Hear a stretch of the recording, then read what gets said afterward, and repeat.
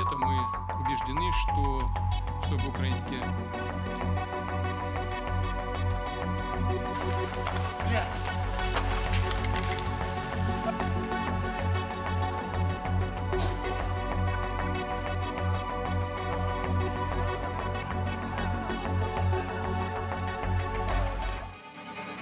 ¿Cómo están, amigas y amigos de Canal 14? Muchísimas gracias por acompañarnos en una nueva ventana al mundo. México, Guatemala y Belice lograron un acuerdo histórico que crea el corredor biocultural de la Gran Selva Maya, que será el más grande en su tipo con 5.7 millones de hectáreas. Y el objetivo será fortalecer la cooperación ambiental y la protección de la selva tropical más grande de América. Eso tras los encuentros de la presidenta Claudia Sheinbaum con sus pares de Guatemala y de Belice. Resultados tangibles y, en contraste, otro encuentro que generó gran expectativa, pero no los resultados, fue el que tuvieron en Alaska los presidentes de Estados Unidos, Donald Trump, y de Rusia, Vladimir Putin. Lo que sí quedó claro es que Trump no logró imponerse sobre Putin como pensaba, no pudo lucirse con sus dotes de gran negociador y alcanzar un cese a las hostilidades en Ucrania como buscaba. Una guerra que, por cierto, cuando él era candidato había dicho que terminaría en 24 horas y es la hora en que no pasa nada. Pero el siempre taciturno y analítico Vladimir Putin, fiel a su formación de agente de la KGB, dejó claro que antes de acordar algo se deben de dar garantías a las demandas de Rusia. Hoy tenemos un reporte desde Moscú sobre todas las reverberancias sobre este tenso cara a cara y el análisis. Comenzamos.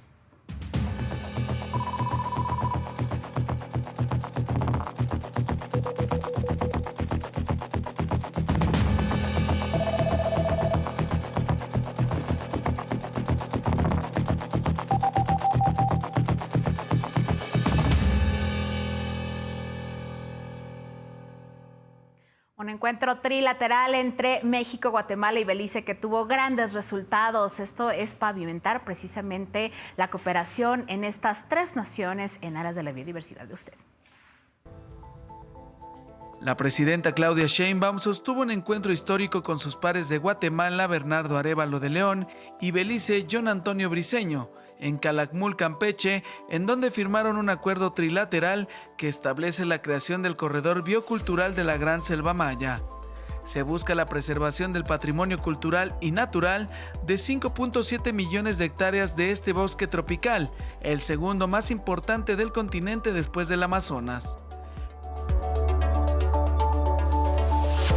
México ha decidido reactivar o pasar a la segunda fase del programa Sembrando Vida en las regiones de Guatemala y Belice, como una forma concreta, además de este decreto, de cooperación que impulsa el desarrollo rural, protege los ecosistemas y mejora las condiciones de vida de las y los habitantes de esta zona. Por su parte, Bernardo Arévalo celebró que el acuerdo beneficiará a las comunidades originarias que por décadas han defendido la selva mesoamericana. Nos hemos comprometido a cooperar para fomentar el uso sostenible de la selva y para conservarla protegiendo los derechos humanos y culturales de las comunidades indígenas de este territorio, colaborando para responder juntos a las amenazas comunes. El diseño y ejecución de esta iniciativa estará a cargo del Consejo de Autoridades de Áreas Protegidas, integrado por autoridades designadas por los tres países. Por su parte, el primer ministro de Belice, John Antonio Briceño, dijo que el acuerdo honra el legado de la civilización maya, que ha trascendido no solo las fronteras políticas, sino también del tiempo. Que este acuerdo sea semilla de cooperación permanente, donde la naturaleza y la cultura sean pilares de prosperidad para generaciones venideras. Invitamos al mundo a sumarse a esta visión donde la protección ambiental y el respeto cultural sean universales. El corredor biocultural Gran Selva Maya está conformado por 11 áreas protegidas de Belice, 27 de Guatemala y 12 de México. Miguel Hernández, Canal 14.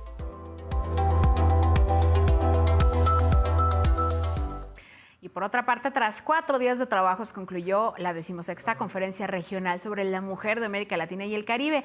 El encuentro, que reunió a más de 1,000 mujeres, concretó el compromiso de Tlatelolco. Son 80 acuerdos para proteger, respetar y garantizar los derechos humanos de todas las mujeres bajo la igualdad y la no discriminación. Destaca el reconocimiento del derecho al cuidado como un derecho humano, además de cambiar el nombre a Conferencia Regional sobre las Mujeres en América Latina y el Caribe, en reconocimiento de todas las mujeres de la región. También se determinó que Colombia será la próxima sede en 2028. Se reconoce por primera vez el derecho a cuidado como un derecho humano. Y por ende se convierte en una obligación del Estado y en una corresponsabilidad de todos los sectores involucrados, de nuestras sociedades, de nuestras comunidades y de nuestras familias.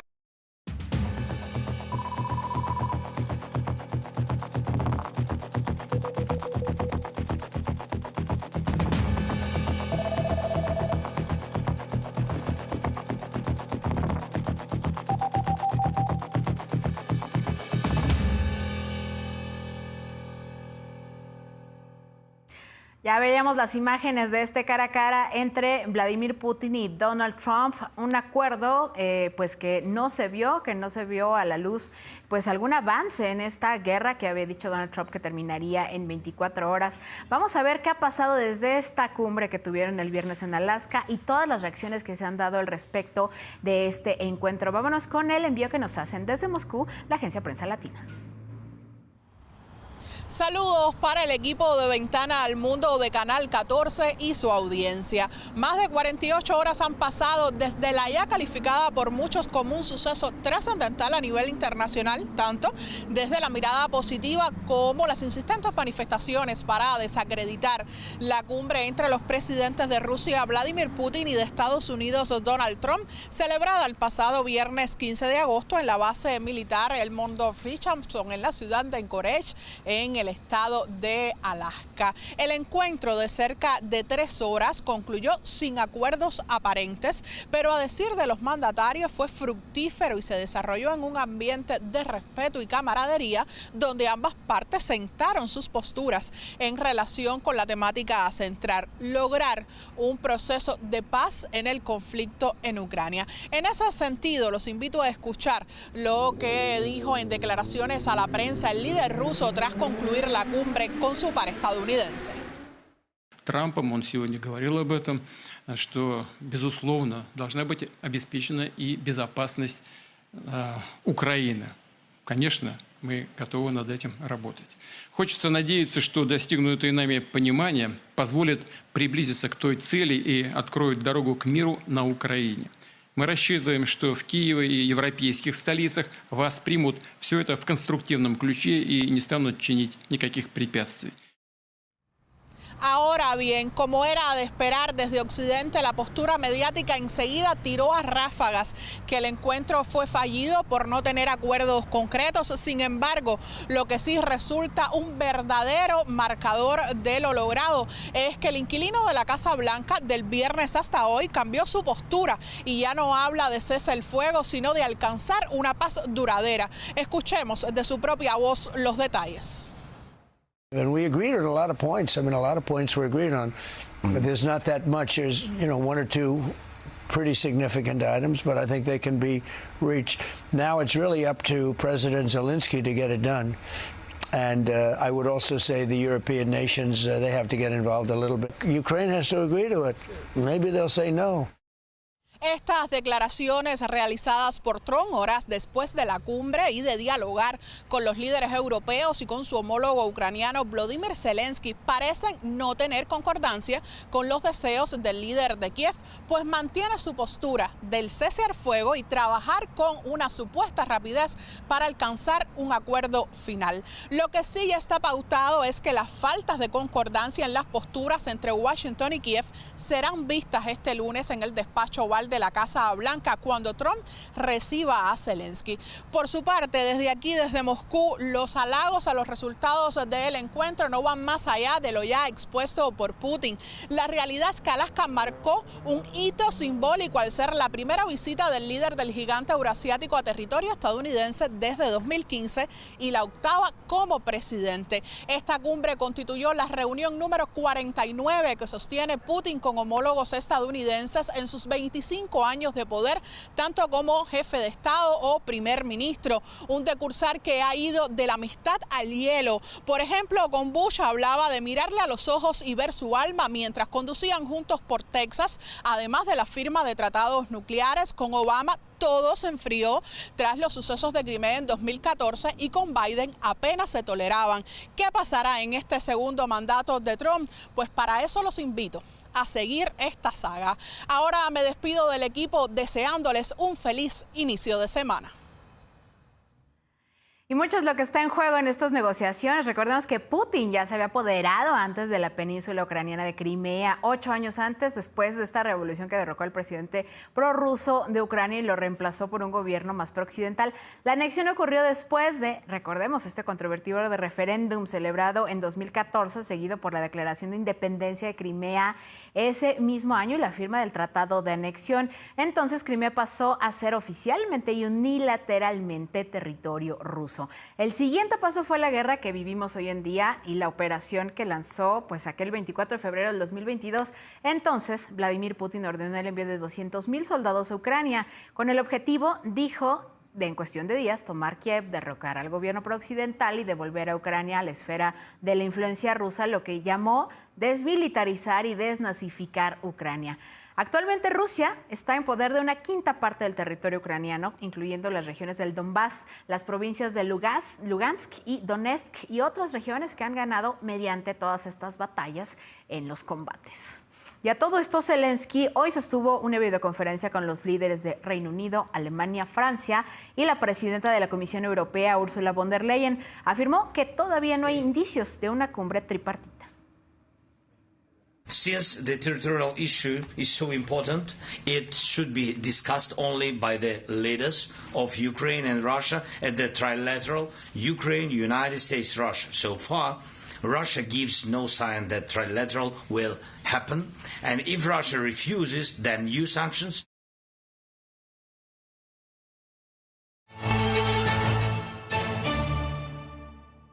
Agradecemos mucho que esté Aribel Contreras, analista internacional de la Universidad Iberoamericana, acá en Ventana al Mundo. Bienvenida de nuevo. Muchísimas gracias por acompañarnos, Aribel. Al contrario, siempre honrada y agradecida contigo, Claudia, de poder estar aquí contigo. Muchas gracias. A ver, ¿qué fue lo que pasó? Todo el mundo tenía gran expectativa sobre esta cumbre, pero pues sí sabíamos de antemano que pues Vladimir Putin no es una persona que vaya a ceder muy fácilmente. ¿Con qué nos quedamos después de esta reunión en Alaska?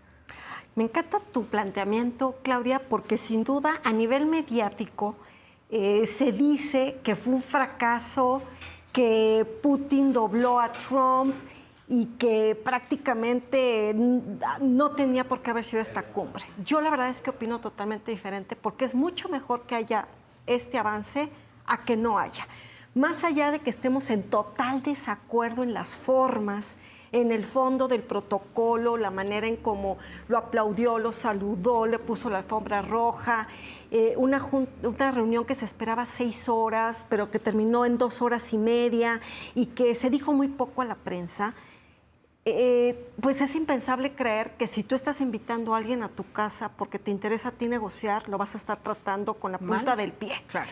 Y esto creo yo que poco, pero despresuriza al menos las tensiones verbales, no así en el campo de batalla, porque sabemos que la agresión de Rusia continúa ahorita en Ucrania, pero mañana creo yo que pudiera ser una bocanada de oxígeno en la oficina oval, que aunque va a haber total desacuerdo, lo sabemos de antemano por parte de los líderes europeos, sobre este famoso intercambio de territorios que se habla ya en los medios de a qué se refiere con intercambio de territorios, es un hecho que Ucrania sí o sí tendrá, lamentablemente, que cambiar la línea de fronteras. Actualmente, ya veíamos en estos mapas, pues Rusia ya sabes que ya tenía Crimea, está en estas regiones del Donbass, y no solamente pues esa es la expectativa de Putin. Recordemos que Putin pues tiene esta fuerte idea del Ruski Mir, de que prácticamente no solo eso, sino que toda Ucrania le pertenece a Rusia. Bajo ese principio, cualquier negociación puede ser poco. Y basándonos en su estrategia militar que ha tenido de cansar a Ucrania, de ellos pues reformular y reforzar su ejército, estaría en una mejor posición de negociar, de decir, como bien lo mencionaste hace un momento, decir, más le vale a Putin ceder ese 20% del territorio que observamos en estas gráficas, a después que continúe este conflicto, que le cueste más trabajo tener también el apoyo de la Unión Europea y de la OTAN, que también ya están cansados, y pues en cuanto al presupuesto también pues bastante desgastados, y también con pues mermas importantes en cuanto a Europa, España, que dice nosotros no queremos dar nada a la OTAN, etcétera. ¿Cómo vemos este escenario para Ucrania? Que en realidad pues no se ve como que una guerra más extendida pues les vaya a convenir, pero si ceden ahora pues prácticamente sería ceder a esos intereses. Es una camisa de fuerza terrible en la que se está enfrentando no solamente el presidente ucraniano Zelensky, sino todo el pueblo de Ucrania. Por un lado, si hay cesión de territorio y se accede a todo lo que está solicitando Putin, desde garantía de que no va a ingresar Ucrania a la OTAN, de que no va a haber armas que se van a proveer desde Occidente hacia Ucrania, de que debe de haber ya convocatoria de elecciones presidenciales en Ucrania. Todo eso es lo que exige Putin. Pero el ceder sin negociar es una terrible manera de mandar una señal al mundo, porque entonces pues ya cualquier país va, invade y véngame este territorio que es mío. Claro. Es decir, la violación del derecho internacional se estaría normalizando. Y por el otro lado, pues en este mapa previo que veíamos aquí en las imágenes, donde el lado oriental del territorio de Ucrania, donde vemos que se conoce esta región como el Donbass, que son las regiones que tú atinadamente destacabas, que es Luhansk, Donetsk, pero que vamos bajando, y entonces ya lo que es Zaporilla y también Gerson, es una manera en la que se encapsula a Ucrania para que no tenga acceso al mar de Azov. Sí tendría acceso al Mar Negro, pero la impactaría fuertemente en temas de su comercio exterior. Entonces, es estratégico desde el Kremlin, sin duda, pero cada vez veo yo una menor posibilidad de que haya un regreso a las fronteras, ni siquiera del 2014, vaya, sino aquellas fronteras previas al 24 de febrero del 2023, Claudia. Y los materiales críticos y todas estas tierras raras en donde también Estados Unidos ahí quiere sacar una tajada de esta guerra y de esta negociación. ¿Qué va a pasar con eso? Claro, y que me parece importante decirlo a tu auditorio. Tanto Trump como Putin ven en Ucrania cómo sacar, pero granos. Claro. El paso de los gasoductos, que es el paso del gas de Rusia hacia Europa, los minerales críticos, las tierras raras, todos los recursos naturales con los que cuenta Ucrania, pues tanto Estados Unidos ya firmó este acuerdo con Ucrania para poder administrarlos, como eso es justamente lo que quiere Rusia, no nada más el territorio en sí, sino sus recursos, y por supuesto los dos mandatarios tienen esta visión neoimperialista de hacer sus países mucho más extendidos, Trump desde Groenlandia hasta el Canal de Panamá, y Putin regresando a las fronteras del siglo pasado de lo que fue la Unión Soviética. No, bueno, oye, ¿y a todo esto en dónde queda Naciones Unidas? Porque pues está desaparecida, estas negociaciones se están llevando a cabo próximamente en la oficina oval, y ahora pues por parte de Estados Unidos como garante de paz, y pues ya sabes que ese es el faro de la democracia según pues como ellos se autonombran. ¿Qué está pasando con Naciones Unidas? Que pues el consenso internacional pues ahí ya quedó totalmente desfigurado. Sí, por supuesto, y que ha habido asambleas generales donde se ha condenado totalmente esta guerra en Ucrania. Ha habido pues ciertas declaraciones importantes que se han generado, pero sin duda hoy en día la estructura como está conformado el Consejo de Seguridad con 5 países de veto lo hacen inoperable, y cada vez se exige más a la ONU una reforma estructural de toda la arquitectura, porque la manera, las fronteras, la geografía y la política que existía en 1945 cuando fue creada, para nada responde a la coyuntura de hoy, a las fronteras de hoy, y cómo los problemas globales hoy están impactando y la ONU se queda muy pequeña de acuerdo a lo que se requiere para resolverlos. No, pues sin duda muchísimas cuestiones que analizar y recordemos que esto es solamente una de las guerras y de los conflictos armados que lamentablemente tenemos activos en este momento en el mundo. En futuras ocasiones vamos a agradecer que nos acompañes nuevamente para analizar cómo continúa este conflicto internacional. Muchísimas gracias, Ariel. Al contrario, muy buenas noches y encantada de estar aquí contigo en tu espacio.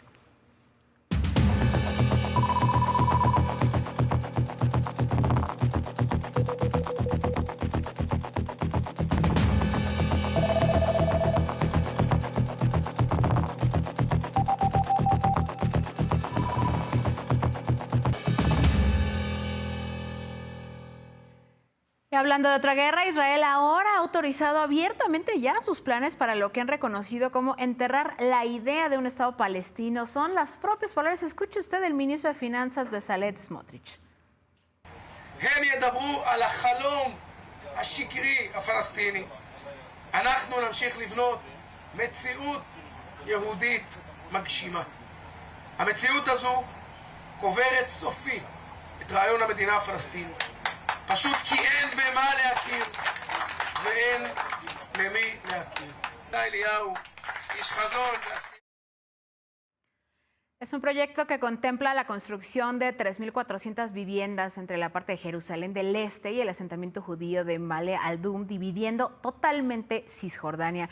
Es un plan que se suma, recordemos, a la postura de Israel de un proyecto militar para tomar el control total de la Franja de Gaza. Lo que ha mencionado será para evitar que el gobierno de Hamás continúe en ese territorio y dar una posterior administración a un país de mayoría musulmana. Al menos eso dicen. Recordemos que son planes que han sido ampliamente criticados por la comunidad internacional. Y ese domingo miles de israelíes ya se manifestaron en total hartazgo en Tel Aviv, en Jerusalén y en otras ciudades exigiendo un alto al fuego en Gaza y la liberación de los rehenes en una jornada de huelga nacional que paralizó al país en las principales carreteras y hubo enfrentamientos con la policía.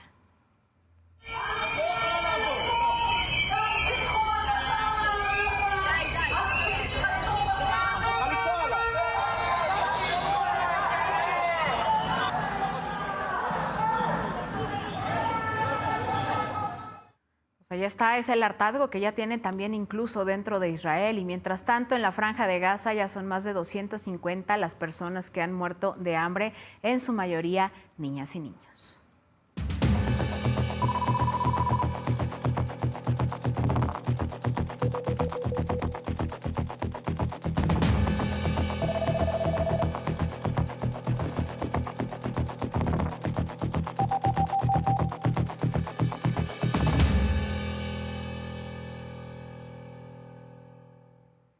Vámonos, mientras tanto, información de América Latina, porque este domingo Bolivia celebró elecciones presidenciales. El Tribunal Supremo Electoral calificó como positiva la jornada y destacó que se realizó la apertura del 100% de las más de 34,000 mesas habilitadas en los 9 departamentos para recibir a cerca de 7.8 millones de electores. Entre los dos políticos de oposición que lideran las encuestas está Samuel Doria Medina, de la Alianza Unidad, y el expresidente Jorge Tuto Quiroga, abanderado de la Alianza Libre y Democracia. Y a pesar de sus múltiples intentos para ser candidato, el expresidente Evo Morales quedó fuera de los comicios tras ser inhabilitado por una decisión del Tribunal Constitucional. Llamó a votar nulo. Fue una gran campaña que hizo semanas atrás y también acusó al gobierno de preparar un fraude. Y mientras tanto, el presidente Luis Arce Catacora, con quien Evo Morales ha tenido fuertes disputas, acudió a emitir su voto en el barrio de Miraflores y aseguró que habrá una transición democrática. Hoy queremos decir a la población que nosotros vamos a hacer un tránsito absolutamente democrático, que el mes de noviembre, que es constitucionalmente y de acuerdo al cronograma que ha hecho el Tribunal Supremo Electoral, vamos a cumplir ese cronograma, vamos a cumplir con la Constitución. Ya cerraron las casillas, ya está el conteo de los resultados y hasta el momento los resultados preliminares de estas elecciones presidenciales en Bolivia ubican como posibles triunfadores de la elección a Rodrigo Paz con 31.3% y Tuto Quiroga con 27.3%, mientras que Samuel Doria se ubicaría en tercer lugar con 20.2%. De confirmarse, la izquierda perdería el poder tras más de 18 años de gobiernos de Evo Morales y de Luis Arce, y también habría una segunda vuelta el 19 de octubre.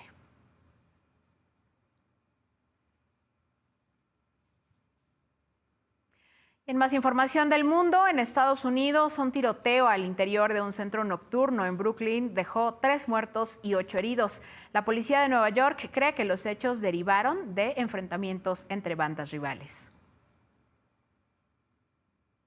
El norte de Pakistán ha sufrido lluvias e inundaciones históricas que han dejado 344 muertos los últimos días y casi 700 desde que comenzaron en junio. 2,000 rescatistas trabajan a contrarreloj para localizar a cientos de personas bajo los escombros. Serbia cumple 5 noches de fuertes disturbios contra la corrupción gubernamental.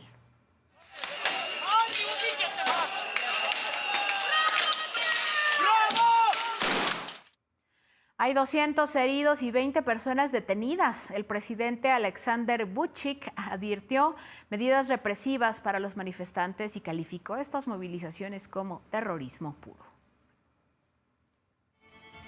Nos vamos. Muchísimas gracias por haber estado con nosotras y con nosotros en Ventana al Mundo. Seguimos recibiendo sus comentarios en redes sociales sobre los temas que les interesan que traigamos a este espacio. Mientras tanto, les invitamos a que se queden en la señal de Canal 14. Muchísimas gracias por acompañarnos.